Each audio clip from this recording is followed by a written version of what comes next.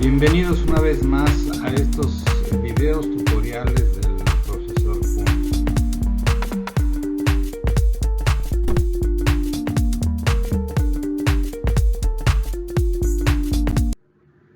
Bueno, vamos a continuar con lo que son los controles y medidas de seguridad. Vamos a ver qué es seguridad en redes de comunicación, seguridad en sistemas distribuidos y la identificación y autenticación de usuarios. Iniciemos con lo que es seguridad en las redes de comunicación. Se puede entender la seguridad como la necesidad de proteger.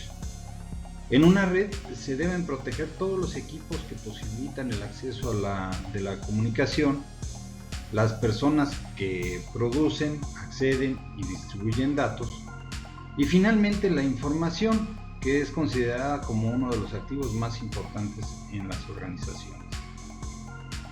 Para mantener segura la información que viaja a través de la red, esta debe cumplir con tres requisitos: la integridad, que requiere que los recursos sean modificados por quienes están autorizados, y que los métodos y procesamientos de la información sean salvaguardados en su totalidad y con exactitud.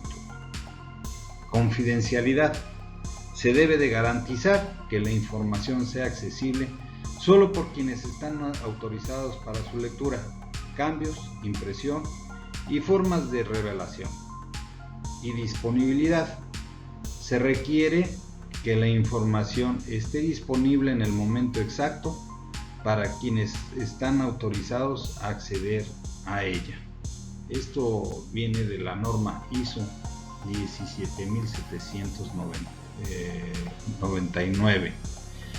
Y bueno, para la seguridad en redes de comunicación vamos a tener que ver algunos puntos: lo que es ataques de seguridad a la red, herramientas de seguridad, activos, vulnerabilidad y amenazas, riesgos y medios de seguridad, y políticas de seguridad. Iniciamos con los ataques de seguridad a la red. Dentro del proceso de comunicación existen dos tipos de ataques a la red de transmisión de datos, a saber, los ataques pasivos, que son oidores o monitoreadores de transmisiones. El objetivo de quienes realizan ese tipo de ataque es obtener la información que se está transmitiendo. En este tipo de ataque se pueden encontrar divulgación del contenido de mensaje. Es un tipo de ataque pasivo por medio del cual el atacante se entera de la información transmitida, como por ejemplo escuchar una llamada telefónica, leer un correo electrónico abierto. Análisis de tráfico. Este tipo de ataque pasivo se realiza cuando el atacante puede determinar la localización e identidad de quienes se están comunicando y determinar el mensaje que está siendo transmitido, aun cuando este esté protegido por medio de cifrado. Y están los ataques activos. Suponen modificación de los datos o creación de flujos de datos falsos. Dentro de este tipo de ataques se pueden encontrar el enmascaramiento. Es un tipo de ataque activo que tiene lugar cuando una entidad pretende suplantar a otra para obtener información confidencial. El de repetición se realiza cuando la captura de unidades de datos se vuelven a transmitir para producir efectos no autorizados. Modificación de mensajes. Se modifican los mensajes para producir efectos no autorizados, obviamente. Denegación de servicios. Previene o inhabilita el uso normal de las facilidades de comunicación. Usualmente se hace para obtener un fin específico o para obtener perturbaciones sobre la red, desmejorando su rendimiento o incluso inhabilitando la misma.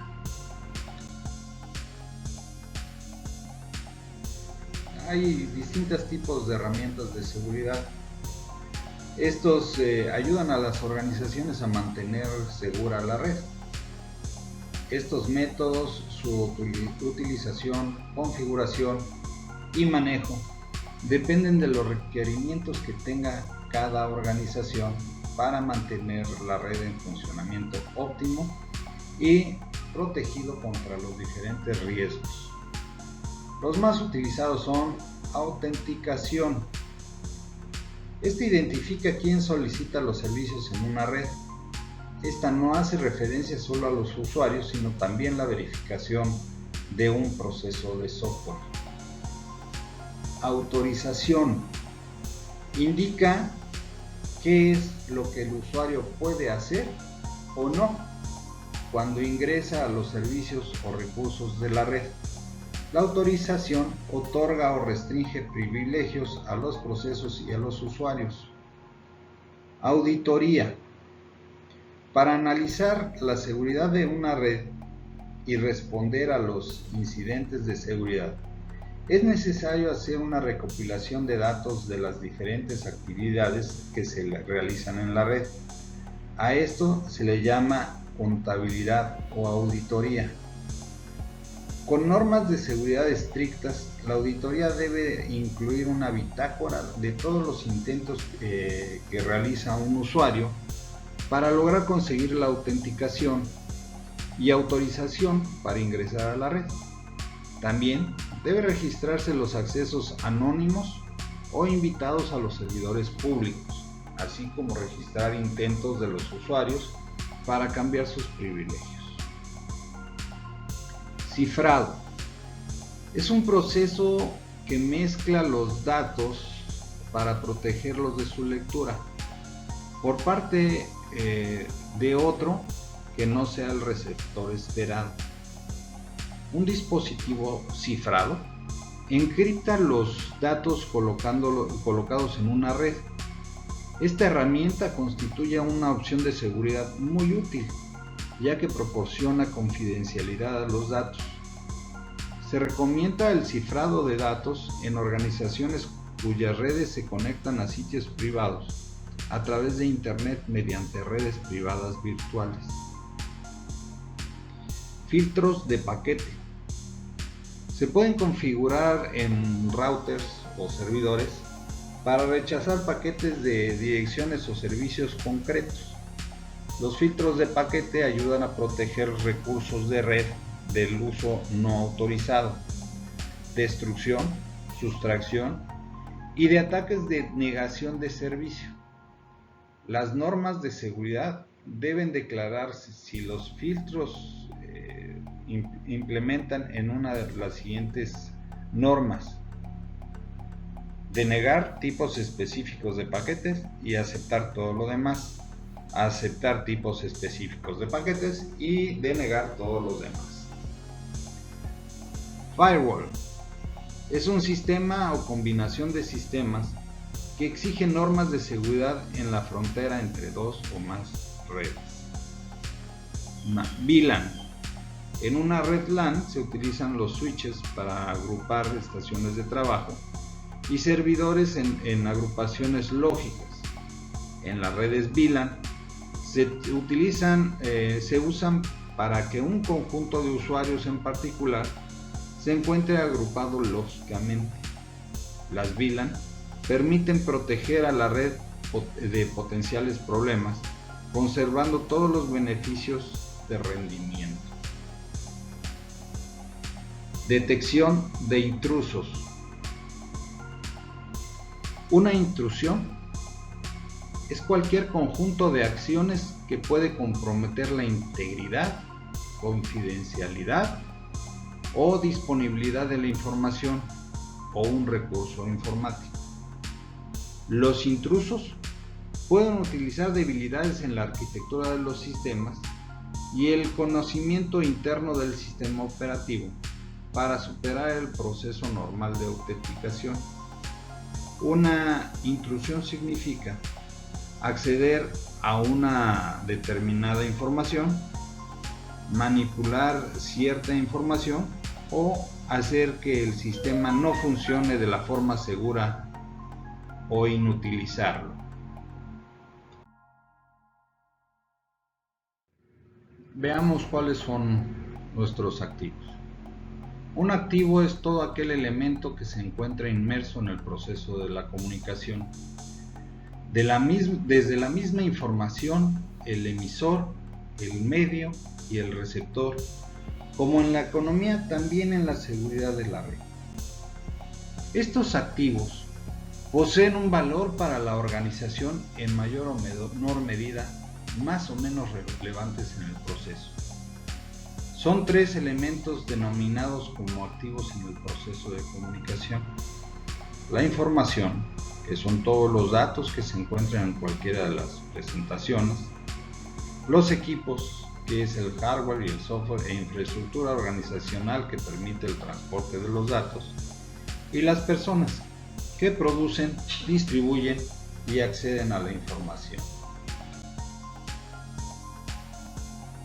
Si vemos cuáles son las vulnerabilidades y las amenazas que tenemos con estos activos, vamos a ver que estos activos a menudo contienen fallas o huecos en la seguridad.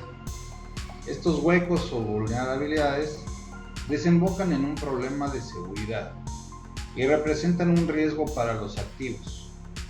Una amenaza es cualquier evento de seguridad capaz de utilizar una vulnerabilidad para atacar o dañar un activo. Las amenazas se pueden dividir en tres grupos: naturales, intencionales e involuntarias. Las naturales son cualquier evento de seguridad producido por un fenómeno como terremoto, incendio, inundación, etc. Las intencionales son eventos de seguridad causados deliberadamente sobre un activo, con la firme intención de causar daños o pérdida, fraudes, etc. Y las involuntarias, que son eventos de seguridad producidos accidentalmente.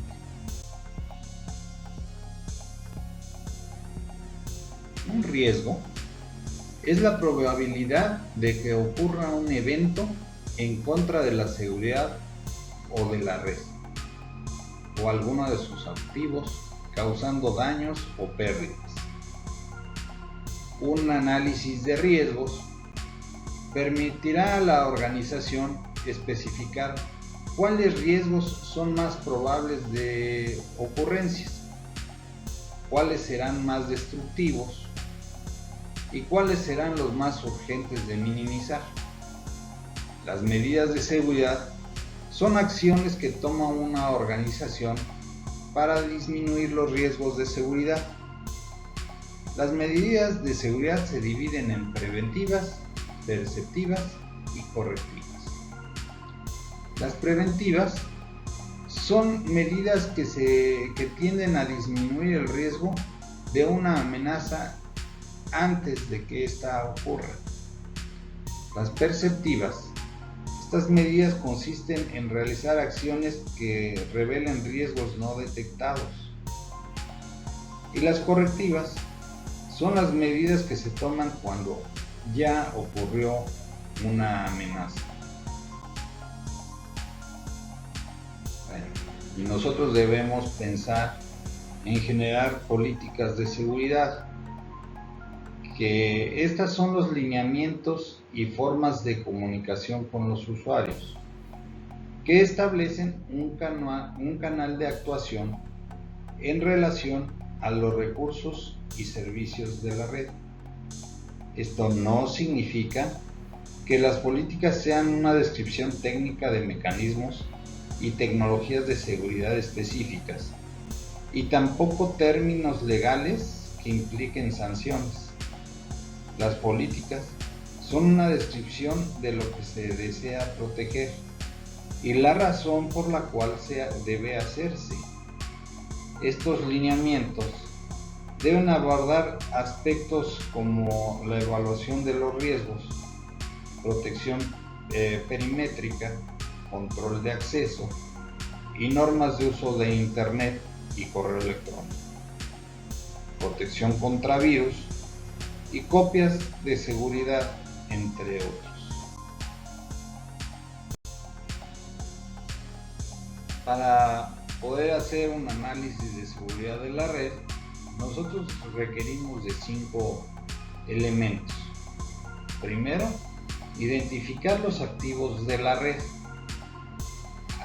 hacer un análisis de riesgos, generar una matriz de control, hacer una estimación de la vulnerabilidad y revisar los requisitos de la seguridad.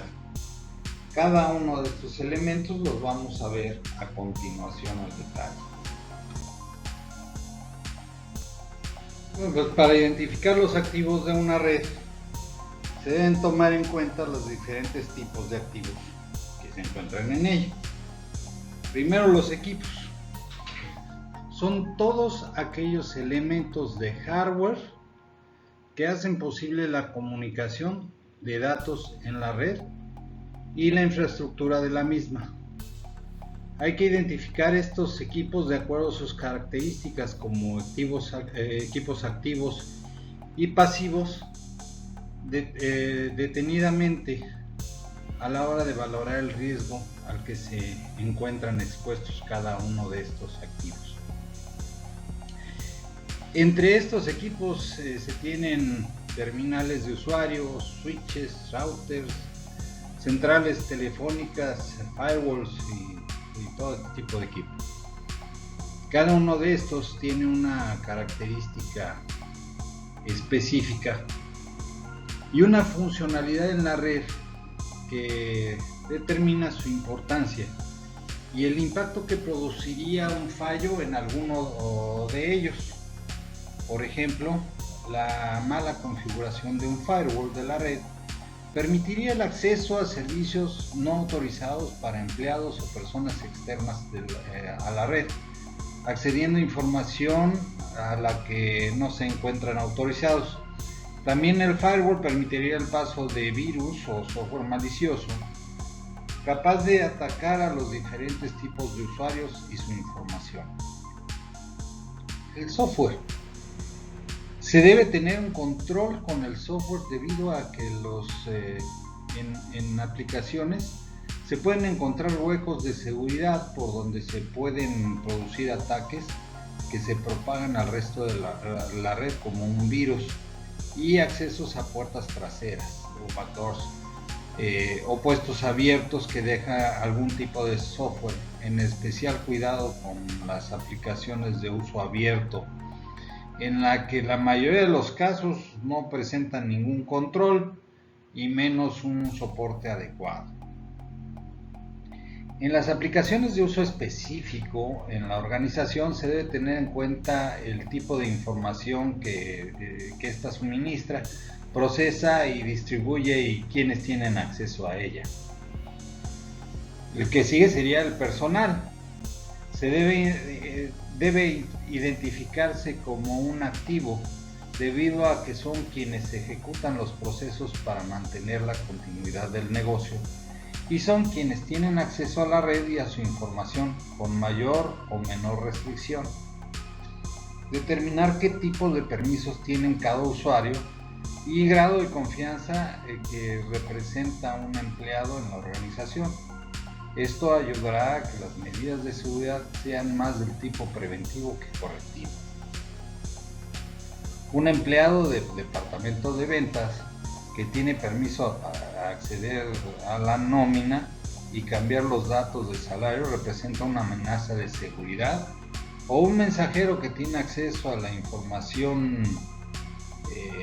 específica de un nuevo producto podría entregar esa información a la competencia, generando así fuga y una falla de seguridad. Y por último sería la información. debe clasificarse de acuerdo al nivel de importancia que representa en la continuidad del negocio. Los niveles de clasificación de la información determinarán el grado de protección al que debe ser sometida y quién o quiénes pueden tener acceso a ella. No tendría efectividad proteger los diferentes activos de la red si la información que viaja en ella está expuesta a cualquiera que quisiera acceder a ella. Existen diferentes métodos de análisis de riesgos de seguridad, métodos cuantitativos y métodos cualitativos. El uso de uno o de otro depende de la organización y la efectividad de cada uno que éste representa. En un enfoque cuantitativo se calculan las pérdidas en el valor monetario que generaría la ocurrencia de un evento de seguridad, es decir, una amenaza. En esta metodología se toman los valores de los activos como punto de partida, los costos que generaría una falla de estos activos para solucionar un problema y las pérdidas que representan para la organización. Un activo puede contener varios riesgos implícitos, cada uno con unas consecuencias medidas de pérdidas y costos totalmente diferentes.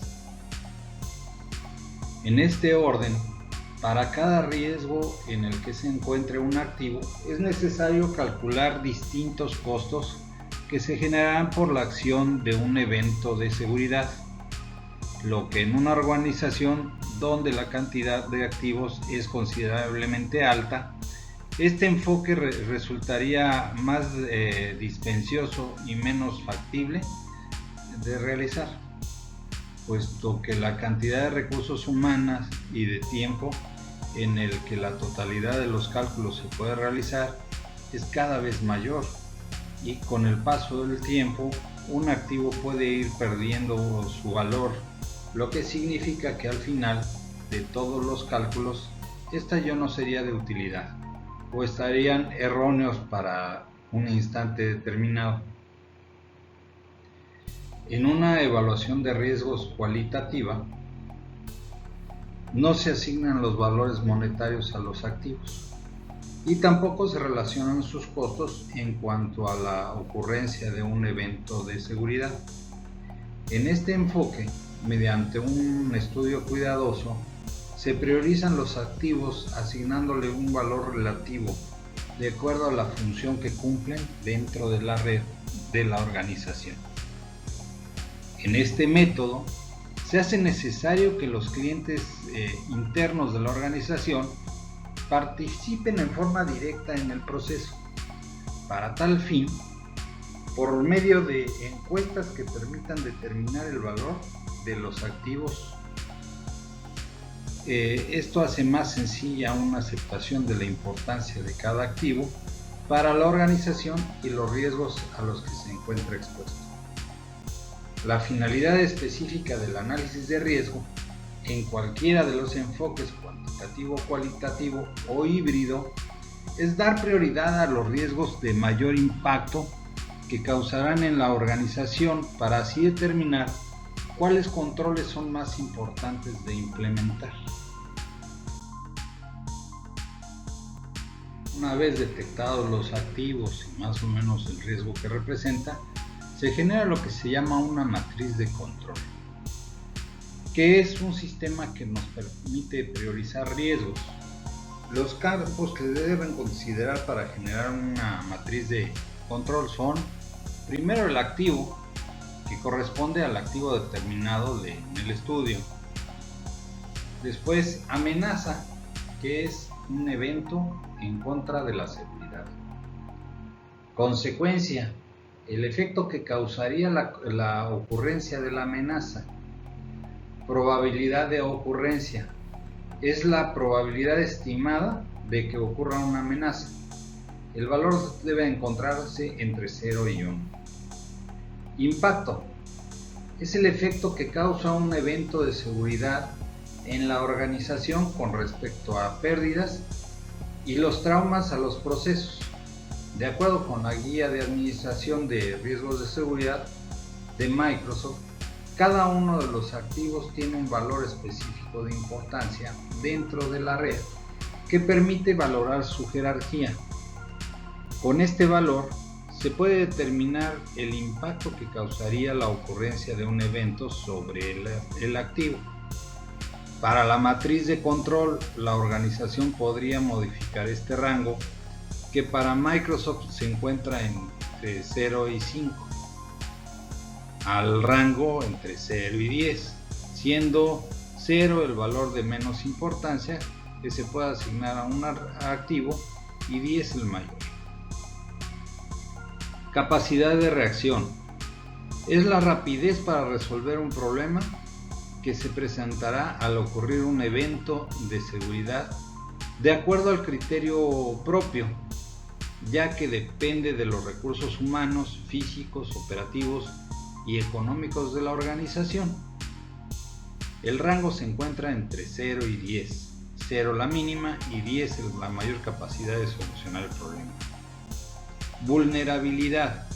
Es el estado en el que se encuentra un activo con respecto a una amenaza y corresponde a un valor calculado, que es vulnerabilidad es igual a la probabilidad de ocurrencia por el impacto.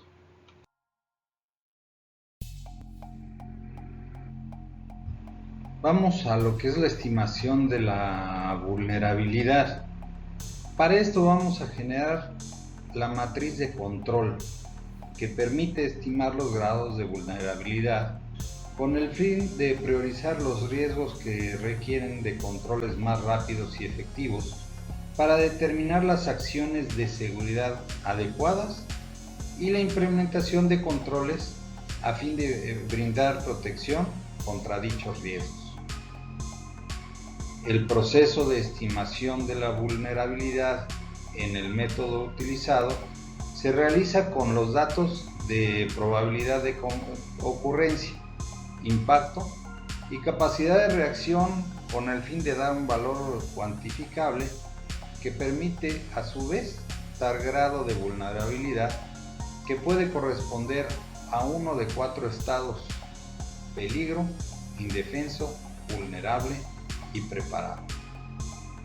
En peligro es el estado más crítico que indica que el riesgo es inminente y sucederá, en cuyo caso la capacidad de reacción para superar el evento de seguridad es muy baja, lo que causará grandes traumas y pérdidas. En este estado los controles deben ser rigurosos para cambiar a otro estado menos crítico. Indefenso indica que al presentarse un evento de seguridad será difícil reaccionar para salvaguardarlo, debido a la inexistencia de controles y políticas sobre los riesgos que dificultan el proceso. Es un lugar muy peligroso. Vulnerable es un estado de mucho riesgo y cuidado que indica que la capacidad de reacción en caso de suceder un evento de seguridad es relativamente baja y deben aplicarse controles con el fin de evitar que su estado se vuelva peligro. Preparado es un estado ideal que se podría llamar así, y cuando los controles y políticas de seguridad se aplican son continuos y ayudan a mantener siempre controlados los riesgos. El gráfico que tenemos en la diapositiva es un gráfico de mapa de concurrencias. Se genera colocando cada uno de los resultados de probabilidad en el impacto en el eje Y, enfrentando la capacidad de reacción en el eje X. El mapa se divide en cada uno de los estados de vulnerabilidad, en donde cada resultado queda colocado en el punto del plano. En el ejemplo realizado anteriormente y que se muestra en la figura que vemos en la pantalla, se consiguieron dos resultados. Estos resultados se grafican de acuerdo a los parámetros del mapa de ocurrencias, dando así como resultado la priorización de los riesgos a los que cada activo se encuentra expuesto. Con la priorización de riesgos, la organización ya está en capacidad de determinar cuáles son los requisitos que necesitan para realizar a cabo un plan de contingencia, a fin de minimizar los riesgos y en qué aspectos debe tener mayor énfasis. Dentro de los requisitos que debe tomar en cuenta son: primero, entrenamiento a los usuarios en cuanto a las normas, procedimientos y objetivos de acceso a la red. Este entrenamiento permitirá disminuir las vulnerabilidades propias al factor humano que corresponden a un gran porcentaje dentro de los riesgos en las organizaciones. Segundo, protección de los equipos de la red.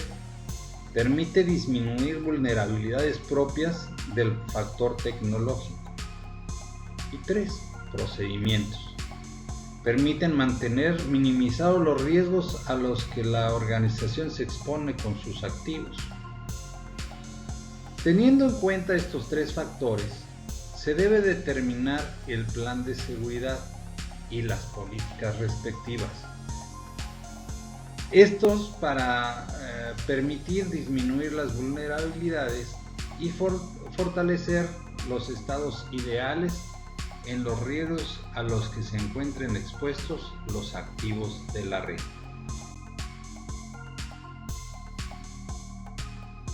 Seguimos con los controles. Este es un tema que a mí me gusta mucho en lo personal. Para los controles vamos a tener en cuenta 4 puntos: lo que es el plan de seguridad, las políticas de seguridad, revisiones y actualizaciones de políticas de seguridad y, por último, las etapas de la implementación.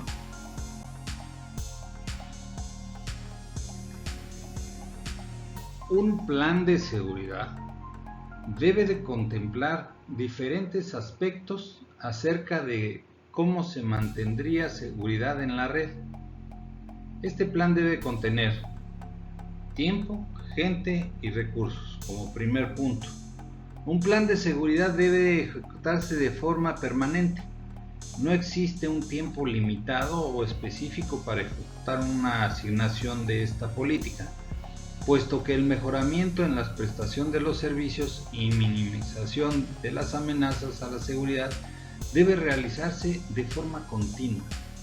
Se contemplan en este plan los servicios que presta o deberá prestar a la red, teniendo en cuenta que estos pueden cambiar, aumentar o, en su caso dado, disminuir por la entrada de nuevos servicios, lo que implica que las políticas de seguridad que se desprendan de este plan puedan cambiar a medida que los servicios cambien. La puesta en marcha de este plan de seguridad dependerá de la aprobación que hagan de todos los involucrados en su desarrollo, uso y beneficiarios del mismo. Como segundo punto sería topología de red y servicios. Un plan de seguridad debe contener de manera detallada la topología de la red, explicación de los servicios de la red que presta tanto a usuarios internos como externos, y detalles de dependencias y tecnologías de comunicación. Y por último, especificación de funciones. Las funciones de los usuarios deben de estar bien especificadas con el fin de dar responsabilidad a cada uno en los procesos que le son pertinentes en cuanto a la seguridad de la red.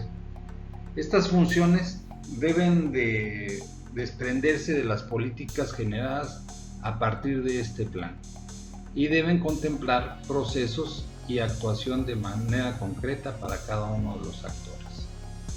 Se deben especificar recursos y procesos asignados a cada usuario, la definición de niveles de autorización o permisos, responsabilidades específicas y tipos de usuario. Políticas de seguridad. No todas las organizaciones desean llevar a cabo una certificación en procesos de seguridad de la información, pero todas sin excepción desean protegerse y proteger sus activos. La norma ISO 17799 contempla varios parámetros en los cuales se especifican de manera general un punto de partida para lograr el objetivo. Basados en la norma, se producen políticas de seguridad para la organización, cuyo fin es generar la base de normas mínimas para el correcto desempeño de la presentación de servicios a los involucrados en el uso de la red, con un mínimo de seguridad que otorgue a los usuarios la confidencialidad, integridad y disponibilidad de la información que ellos necesitan.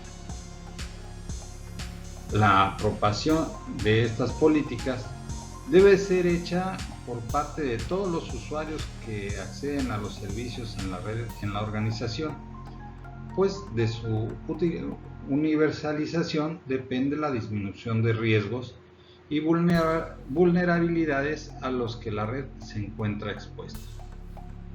Se contemplan en estas políticas los aspectos básicos de seguridad en cuanto a comunicación se refiere, cuyo objetivo principal es garantizar el funcionamiento correcto y seguro de las instalaciones de red.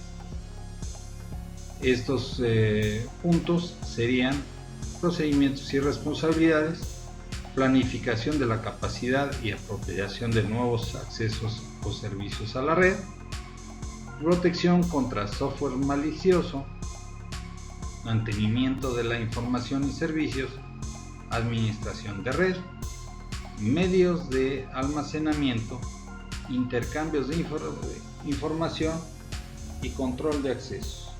Las políticas tienen que estar generadas en cuanto a estos puntos. El seguimiento de las políticas y la consecución del plan de seguridad es responsabilidad no solo de los administradores de la red, sino que todo aquel que tenga acceso a los servicios de red en mayor o menor medida, sin importar qué tipo de usuario, servicio o tiempo de uso del mismo. El plan de seguridad y las políticas generadas a través del mismo deben mantenerse acordes a los cambios de personal, tecnológicos y de procedimientos propios de la red, con el fin de minimizar los riesgos que pudieran generar debido a estos cambios. Por esta razón, la gestión de seguridad debe mantenerse al tanto de cualquier evento ocurrido sobre la infraestructura de la red que ocasione un cambio significativo. La gestión de seguridad no es solo deber de los administradores de la red o de los coordinadores. Desde el nivel más alto de administración de la organización hasta los usuarios menos concurrentes en los servicios de red se deben apropiar de este plan y políticas con el fin de generar nuevas revisiones, pautas de cambio y actualizaciones, todas las que sean necesarias. Pueden existir diferentes formas de implementación del plan y políticas de seguridad. Nosotros vamos a presentar una forma sencilla con unos pasos muy específicos para llevar a cabo esta implementación por etapas. La primera etapa sería el inicio o la etapa 1. El objetivo de esta etapa es asignar la duración de la implementación y determinar los actores encargados de dirigir y gestionar el plan de seguridad y sus políticas. En esta etapa Deben asignarse los roles y responsabilidades de cada uno de los participantes en el proceso de implementación. También debe definirse el director del proyecto, el auditor del proyecto, los responsables de implementación operativa, los encargados de capacitación a usuarios y además se deben definir los tiempos reales que aseguren una implementación limpia sin contratiempos o trauma a las actividades de la organización. Este punto es de vital importancia ya que es la base para superar las etapas posteriores. La etapa 2, instalación. Durante esta etapa se instalan los componentes tecnológicos necesarios para la consecución del proyecto, tales como cableado, switches, routers, servidores, firewall, etc. El consultor debe verificar que los requerimientos básicos necesarios para el adecuado funcionamiento del sistema sean cumplidos. El sistema será entonces instalado y se realizarán una serie de pruebas cuyo objeto es asegurar el correcto funcionamiento de la solución. Etapa 3. Capacitación operativa. El entrenamiento de esta etapa cubre en un alto nivel las principales características del modelo de seguridad. Explora el alcance de la solución, los documentos a utilizar y refuerza la metodología a emplear con el fin de tener una base sólida para el desarrollo de la siguiente etapa. Etapa 4. Rediseño de la solución. El proceso se basa en la forma de toma de decisiones sobre cómo el modelo de seguridad debe integrarse a la organización y cómo debe ser dispuesto o modificado para cumplir los requerimientos de todos los usuarios. Los nuevos requerimientos deben ser documentados y deben de ser conocidos por los implicados con el fin de realizar modificaciones al plan y a las políticas de seguridad. En caso de encontrar que estos requerimientos no se encuentran plasmados en estas. Etapa 5. La actualización. Basados en la documentación tomada de la etapa anterior, el equipo de implementación incluirá los cambios necesarios que deban realizarse, agregando nuevos parámetros al plan como diseño de seguridad, nuevas políticas, modificar las existentes, etc. Documentando de nuevo los cambios necesarios. Etapa 6. Capacitación a usuarios. Durante esta etapa se capacita a todos los usuarios del nuevo sistema, su alcance y funcionalidades, derechos de los servicios, restricciones a los mismos y ventajas para el desarrollo de las actividades y minimización de riesgos de seguridad. Etapa 7. Pruebas de aceptación. Los usuarios, de acuerdo a un tiempo acordado, deberán hacer el uso del sistema con un objeto específico, verificar si éste cumple con los requerimientos necesarios y es aceptado de manera parcial o total, con el fin de hacer retroalimentación y realizar las modificaciones necesarias.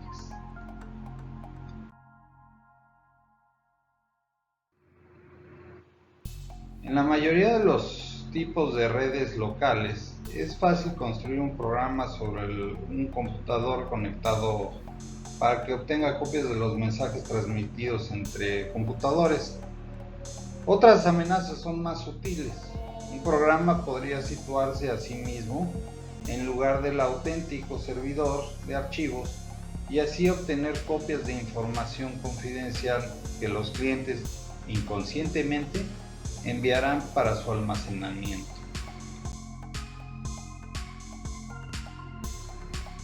Además del peligro de daño de información, pueden aparecer reclamaciones fraudulentas contra el propietario de un sistema que no sea demostrablemente seguro. Para evitarlo, el propietario debe desacreditar la reclamación, mostrando que el sistema es seguro contra tales violaciones o produciendo un registro histórico de todas las transacciones. Un ejemplo es el débito fantasma en los cajeros automáticos.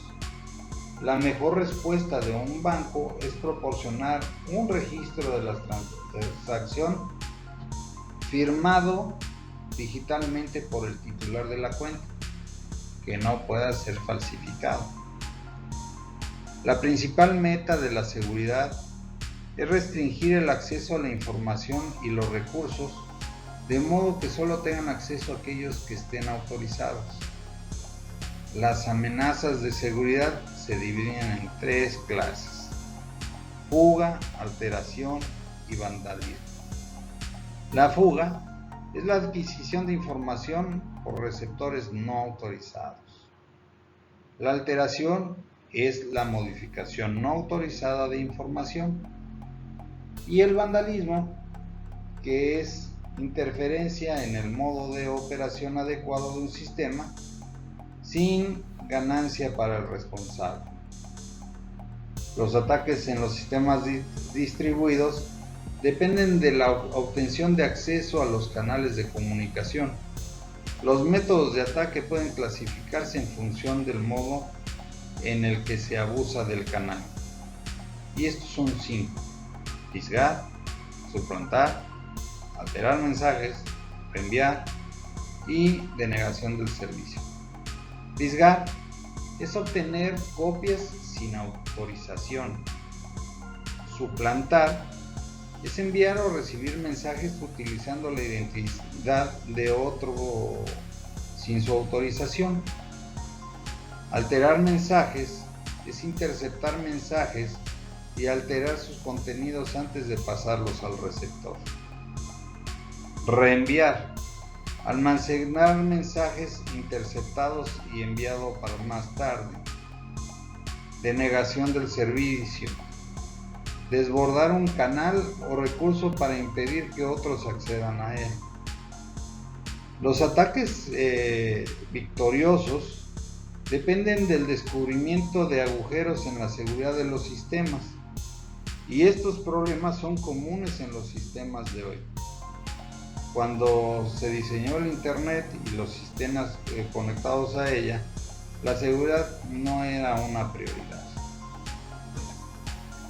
La incorporación de medidas de seguridad requiere ser cuidadoso con la etapa del diseño. Nos hemos concentrado en los ataques a los sistemas distribuidos que nacen de la explosión de sus canales de comunicación y sus interfaces. Los mecanismos de seguridad no pueden protegernos contra una clave de acceso mal elegida o custodiada, pero para sistemas que incluyen los programas móviles y sistemas cuya seguridad sea sensible a la fuga de información, hay más ataques.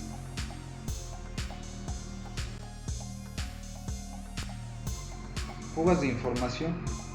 Si pudiera observarse la sucesión de mensajes en la comunicación entre dos procesos, sería posible vislumbrar información importante aún de su sola existencia. Hay muchas formas sutiles de fugas de información, algunas maliciosas y otras que son consecuencias de errores inadvertidos. El potencial de las fugas aparece cuando se pueden observar los resultados de cómputo. La aproximación empleada es la asignación de niveles de seguridad a la información y a los canales, y analizar el flujo de información hacia los canales con el objeto de asegurar que la información de alto nivel no fluya hacia los canales de bajo nivel.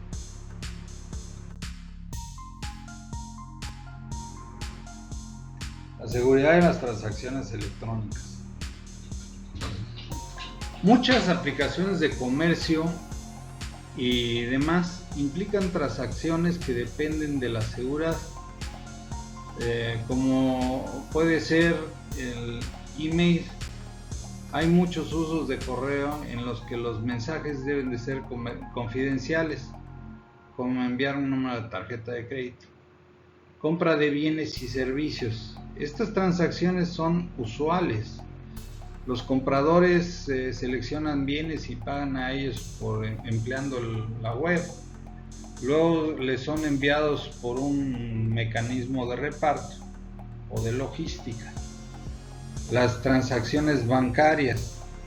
Los bancos electrónicos ofrecen a los usuarios todos los servicios que proporcionan los bancos convencionales. Las microtransacciones. Internet se presta a proporcionar pequeñas cantidades de información y otros servicios hacia sus clientes. Por ejemplo, el acceso a la mayoría de las páginas web no exige ningún pago, pero el desarrollo web como un medio de publicación de alta calidad seguramente depende de hasta qué punto los proveedores de información puedan obtener beneficios de los clientes de esta información. Las transacciones como estas solo se pueden realizar de modo seguro cuando se encuentran protegidas contra la revelación de los códigos de crédito durante la transmisión y contra un vendedor fraudulento que obtenga un pago sin intención de proveer un bien alguno.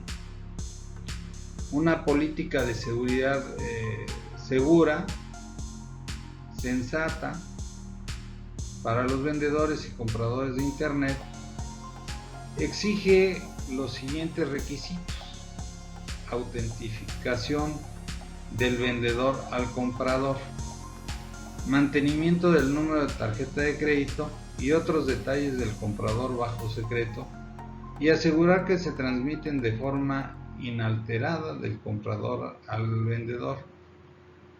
Si los bienes se encuentran en una forma útil para su descarga, asegurar que su contenido llega al comprador sin alteración y ser desvelados a terceras partes. Las necesidades de seguridad de las transacciones bancarias empiezan empleando una red abierta. Son similares a las de las transacciones de compra, con el titular de la cuenta y el banco como vendedor, aunque hay necesidad de autenticar la identidad del titular de la cuenta hacia el banco antes de darle acceso a la cuenta. En esta situación es importante para el banco estar seguro de que el titular de la cuenta no pueda negar haber participado en una transacción. A esto se le da el nombre de repudio.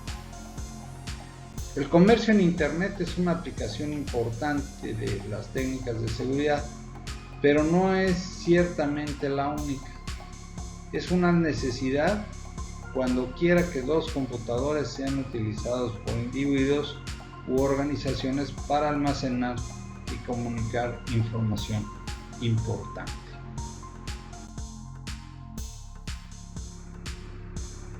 Debemos diferenciar las tareas específicas de un diseñador de sistemas seguros y de un programador. El objeto del diseñador es excluir todos los posibles ataques y agujeros. La situación es análoga a la del programador, cuyo principal objeto es excluir todos los errores de su programa. En ningún caso existe un método concreto para asegurar las metas durante el diseño. Cada uno diseña con los mejores estándares disponibles y aplica un análisis informal y comprobaciones. Una vez que un diseño está completo, una opción es la validación formal. La seguridad trata de evitar los desastres y minimizar los contratiempos. Cuando se diseña para seguridad, es necesario pensar siempre en lo peor. Para demostrar la validez de los mecanismos de seguridad empleados en un sistema, los diseñadores deben construir, en primer lugar, una lista de amenazas y probar que una de ellas se puede prevenir mediante los mecanismos empleados, como por ejemplo un histórico de seguridad. Un histórico de seguridad contendrá una secuencia de registros fechados de las acciones de los usuarios. Como mínimo, los registros incluirán la identidad principal, la operación realizada, la identidad del objeto sobre el que se opera y la fecha y hora. Donde se sospeche que pudiera haber violaciones concretas, los registros pueden obtener información a mayores para incluir la utilización de los recursos físicos, ancho de banda de red, periféricos y cosas así, o disparar un proceso histórico especial de operaciones sobre los objetos concretos. Posteriormente, se puede efectuar un análisis de carácter estadístico o bien basado en búsquedas. Incluso, aunque no se sospeche de alguna violación, las técnicas estadísticas permitirán comparar registros a lo largo de un tiempo para descubrir tendencias o cualquier suceso inusual. El diseño de un sistema seguro es un ejercicio de balance entre los costos y la amenaza, ya que su costo acarrea un costo. Su uso acarrea un costo. Los costos deben de compensar la amenaza. Unas especificaciones de medidas de seguridad inapropiadas podrían impedir a los usuarios legítimos el realizar ciertas acciones necesarias. Dentro de las premisas del peor de los casos, vamos a hablar de algunas. La primera, las interfaces están desprotegidas. Los sistemas distribuidos se componen de procesos que ofrecen sus servicios, que comparten información. Sus interfaces de comunicación son necesariamente abiertas para permitir el acceso a nuevos clientes. Un atacante puede enviar un mensaje en cualquier interfaz. Siguiente, las redes son inseguras. Puede falsificar la fuente de cualquier mensaje. El límite de tiempo de vida y el alcance de cada servidor. Cuando se genera por primera vez una clave secreta, podemos confiar en que no se encuentra comprometida. Cuando más la usemos y más ampliamente se conozca, mayor será el riesgo. La utilización de secretos como con las contraseñas y las claves secretas, estas compartidas deberían de tener un alcance y una caducidad, y sobre todo un alcance para el uso restringido. Los algoritmos y el código de los programas están disponibles para los atacantes. Cuanto mayor y más ampliamente se difunde un secreto, mayor es el riesgo de que se descubra. Los algoritmos de encriptación secreta son totalmente inadecuados para los entornos de red de gran escala de hoy en día. La mejor práctica es publicar los algoritmos empleados en una encriptación y la autenticación. confiándose solamente en el secreto de las claves criptográficas, abriendo los algoritmos al público. El escrutinio de terceras partes nos ayudará a garantizar que sean suficientemente fuertes. Los atacantes tienen accesos a suficientes recursos. Ese es el siguiente punto. El costo de la potencia de cálculo decrece con rapidez. Deberíamos presuponer que los atacantes tendrían acceso a los computadores más grandes y más potentes que se puedan proyectar durante la vida útil del sistema, y aún así añadir unos cuantos órdenes de magnitud más para contemplar desarrollos inesperados. Minimice la base de confianza. Las porciones de un sistema responsable de la implementación de la seguridad y todos los componentes de hardware y software sobre los que descanse deben de ser confiables. A esto se le denomina base de computación confiable. Cualquier defecto, error de programación en esta base de confianza puede producir debilidad en el sistema, de modo que deberíamos de tender a minimizar su tamaño. La encriptación es el proceso de codificación de un mensaje de forma que pueden ser ocultos los contenidos. La criptografía moderna incluye algunos algoritmos seguros de encriptación y desencriptación de mensajes.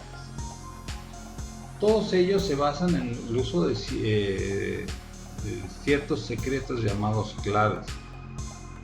Una clave criptográfica es un parámetro empleado en un algoritmo de encriptación de manera que no sea reversible sin el conocimiento de esta clave. Hay dos clases principales de algoritmos de encriptación para el uso general.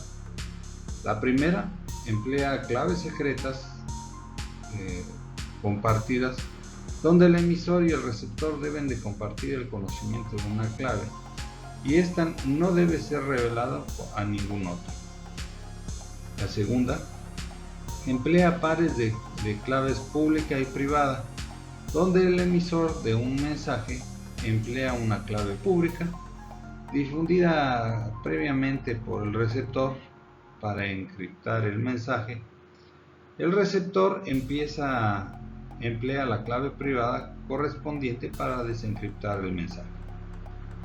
A pesar de que una multitud de principales pudiera examinar la clave pública, solamente el receptor puede desencriptar el mensaje gracias a su clave privada. Los algoritmos de encriptación de clave pública requieren usualmente de 100 a 1000 veces más potencia de procesamiento que los algoritmos de clave secreta, aunque hay situaciones en las que su conveniencia compensa esta desventaja.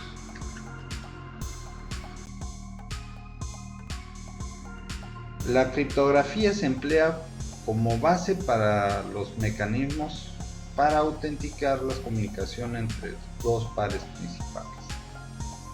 Un principal que desencripta un mensaje con éxito empleando una clave particular puede presuponer que el mensaje es auténtico si tiene una suma de chequeo correcta o si se emplea el modo de encriptación de encadenamiento de bloques.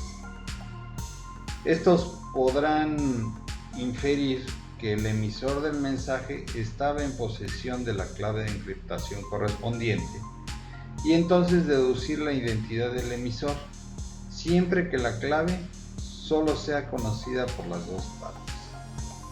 En resumen, si las claves se mantienen en secreto, una desencriptación con éxito da fe a que el mensaje desencriptado proviene de un emisor concreto.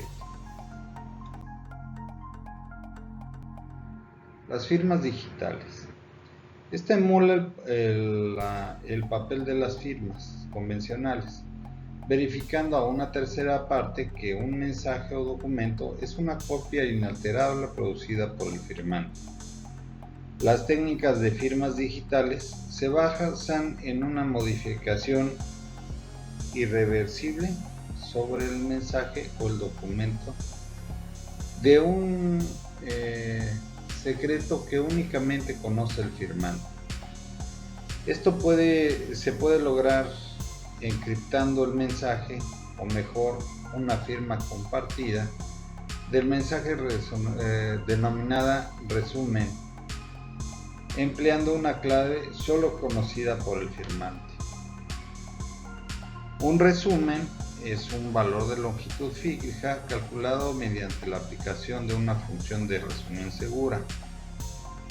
Un resumen seguro es similar a una función de chequeo, con la diferencia de que es muy difícil que dos mensajes diferentes produzcan el mismo resumen. El resumen resultante encriptado actúa como una firma que acompaña al mensaje.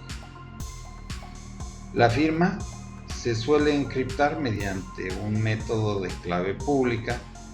El firmante genera una firma con su clave privada. La firma puede ser desencriptada por el receptor utilizando la correspondiente clave pública. Hay un requerimiento adicional. El verificador de la firma debe asegurarse de que la clave pública que emplea es la que realmente pretende el firmante. Un certificado digital es un documento que contiene una sentencia firmada por un principal. Estos pueden emplearse para establecer la autenticidad de muchos tipos de enunciados. Para que los certificados sean útiles se requieren dos cosas. Primero, un formato estándar y una representación para ellos, de modo que los emisores de certificados y los usuarios de certificados puedan construirlos e interpretarlos. Y segundo, un acuerdo sobre la forma en la que se construyen las cadenas de certificados y en particular la noción de autoridad fiable. Uno de los problemas que aparecen con certificados es la dificultad de elegir una autoridad fiable, de donde puede arrancar una cadena de autentificaciones. La elección de una autoridad dependerá del objeto para el que necesite el certificado. Otros problemas nacen del riesgo de comprometer las claves privadas y de la longitud permisible de una cadena de certificación. Cuanto más larga, mayor es el riesgo de un eslabón débil. Un dominio de protección es un entorno de ejecución compartido por un conjunto de procesos. Contiene un conjunto de pares, recursos y derechos, que listan los recursos que pueden ser accedidos por todos los procesos en ejecución dentro del dominio, y especificando las operaciones permitidas sobre cada recurso. Un dominio de protección se asocia generalmente con un principal dado. Cuando un usuario entra en el sistema, se comprueba su identidad y se crea un dominio de protección para todos los derechos de acceso que posee el principal.